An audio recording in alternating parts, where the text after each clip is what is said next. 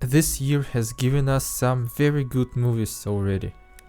So I decided to make a list of my most anticipated movies for the rest of 2024.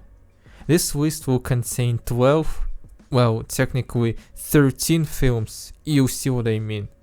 Without further ado, let's get to my list. The Watchers is a horror film by Ishana Shyamalan, who is, as you might have guessed, the daughter of M. Night Shyamalan. This is her debut. She both directed and wrote the film, which is pretty impressive for a 22-year-old, even if the film is based on a book. The premise sounds intriguing. The story takes place in untouched mysterious woods in Western Ireland. The main character, played by Dakota Fanning, is lost in the forest. She finds shelter and 3 strangers inside. Each night they are stalked by mysterious and terrifying creatures. The story seems to have collected many things that I enjoy in good horror. Forests, cabins, strange otherworldly creatures, the atmosphere of dread and mystery. Trailers didn't give off too much, they didn't show the creatures and kept the intrigue. Cinematography and story look promising. Hope that the film will be a good addition to the horror genre.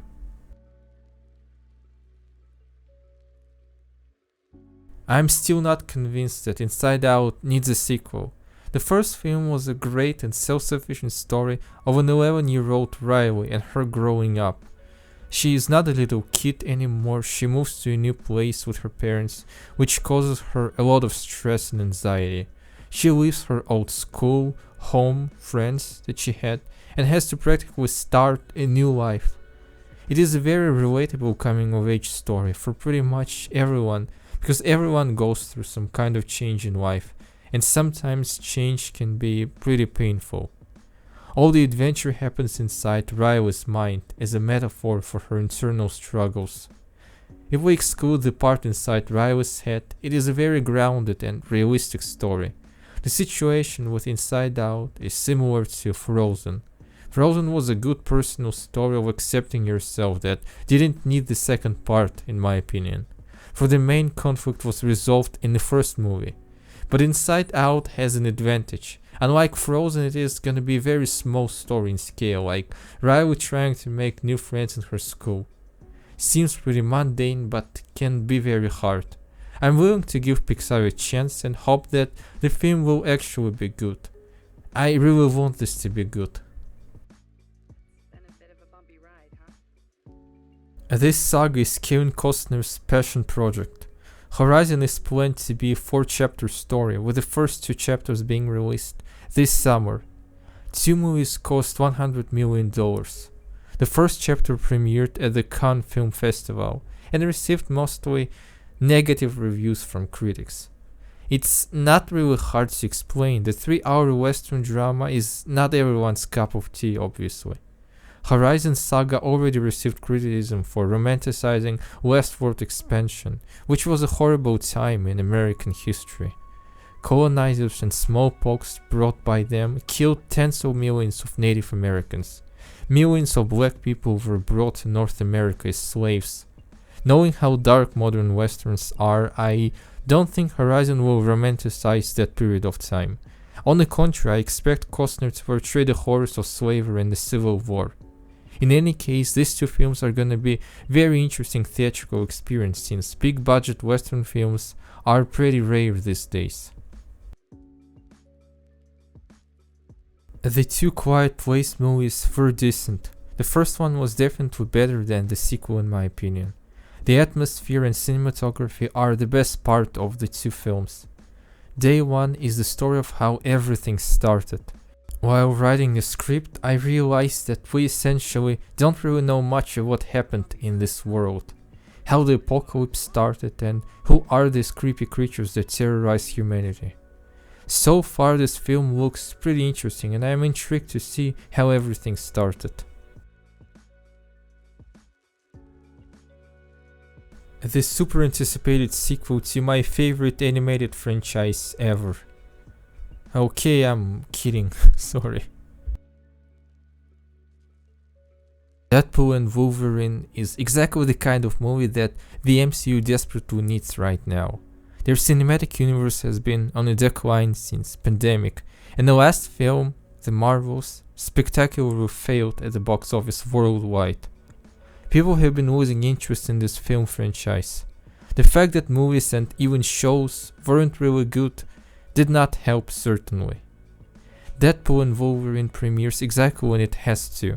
It was a very smart decision to clean 2024 out of MCU completely except for this one. People still love these two characters. Their last films were big hits.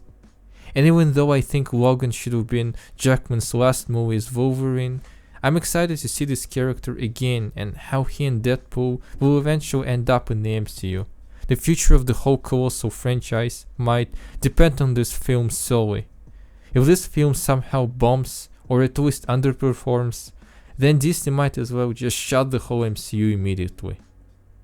Also, kudos to Disney for not making the film PG-13. That's at least something.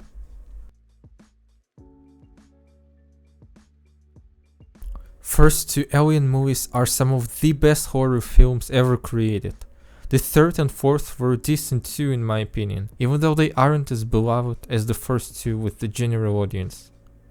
I like Prometheus even though it hardly made any sense, but Covenant was simply disastrous in almost every way. I hope Romulus will be smaller in scale and more claustrophobic like the original movie by Ridley Scott. Fede Alvarez, who directed Romulus, knows how to do this kind of horror. Don't Breathe was great in my opinion. And although I'm a bit disappointed that Neil Blomkamp's film was cancelled by the studio, Alvarez as the director and the first trailer make me feel cautiously optimistic about this project. One of the most anticipated animated films of the year. Recently, DreamWorks have been releasing some frankly questionable stuff, from a wasted potential called Ruby Gilman to one of the most unnecessary sequels ever made. However, Wild Robot looks stunning. The animation, atmosphere, the story is the story of a robot who gets stranded on an unfamiliar island all alone. The fact that the main protagonist doesn't really talk much is also a huge plus and reminds me a lot of the cartoons from the late 90s and early 2000s. Though I wish the film had no monologues or dialogues at all. Anyway, the trailer looks fantastic and my expectations are very high.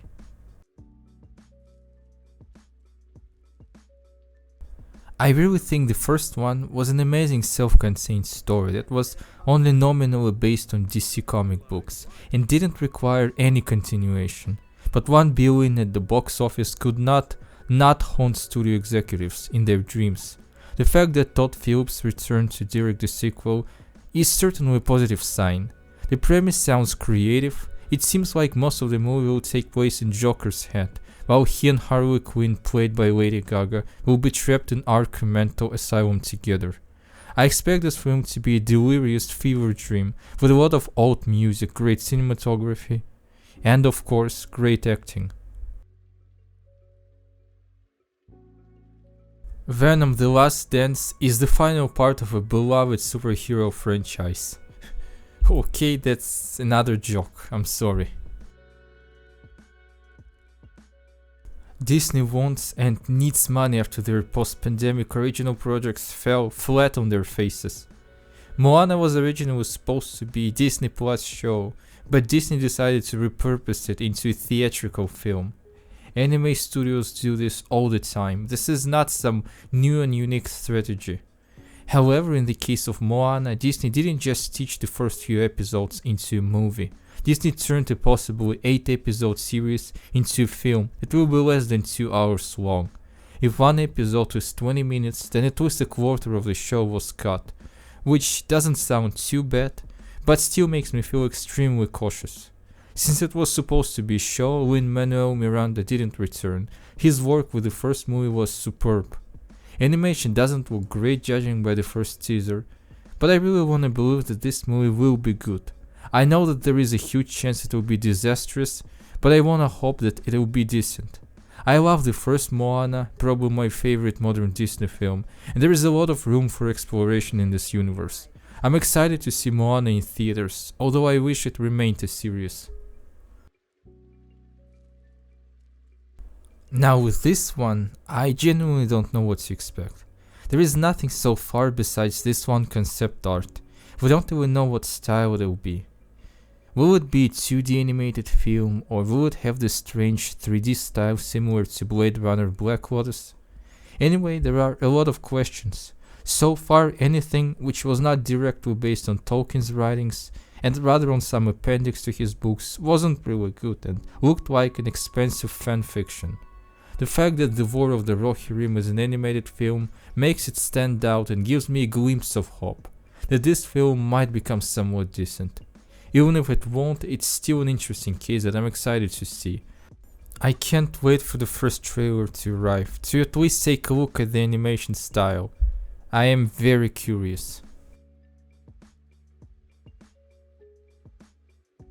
Speaking of Mufasa, I really don't think this movie will be any good.